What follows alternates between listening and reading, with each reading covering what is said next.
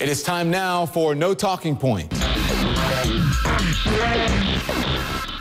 right, I'm going to warn you because I'm going to tick a whole lot of people off here. The subject tonight, words that come back to haunt you. And I say segregation now, segregation tomorrow, and segregation forever. Honestly, can you imagine having uttered those words in front of television cameras or being one of those people in the crowd cheering on Alabama's Governor George Wallace? That wasn't so long ago. It was the 1960s. Now think about how far we have come and think about what this might sound like a few decades from now. Marriage is a relationship between one man and one woman. I'm not singling out just Mitt Romney or Republicans. Black folks, listen to some of your own words.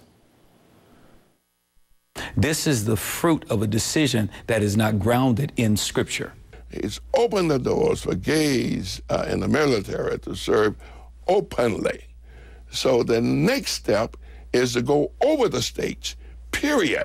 I felt very hurt and disappointed, surprised. I did not know that he would do that. I did not think he would. I just disagree with him on the issue of gay marriage, per se. I think it's between a man and a woman.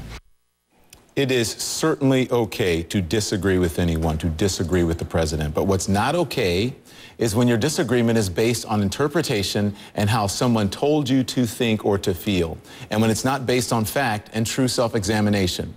Just the other day on another network, Michael Eric Dyson offered some great advice.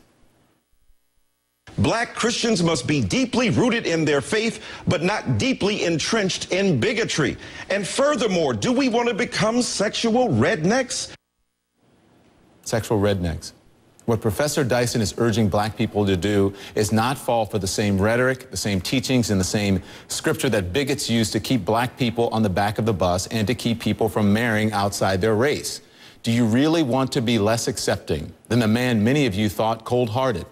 Vice President Dick Cheney.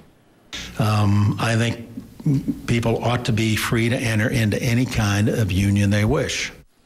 So I'll end where I started, with Alabama Governor George Wallace, who once stood in front of the entrance to a school to block black students, who vehemently opposed blacks and whites marrying each other. But he too evolved and later recognized his own ignorance, his own bigotry, and his own hatred. And about those words that came back to haunt him, he said, and I quote here, "I never should have said it because it wasn't true. I saw then that a house divided could not stand, that black and white people had to live with each other." It took him almost to the end of his life, decades, to get there, to do it. So I will simply ask, when it comes to this marriage rights issue, do you really want to wait that long? And that's tonight's No Talking Points.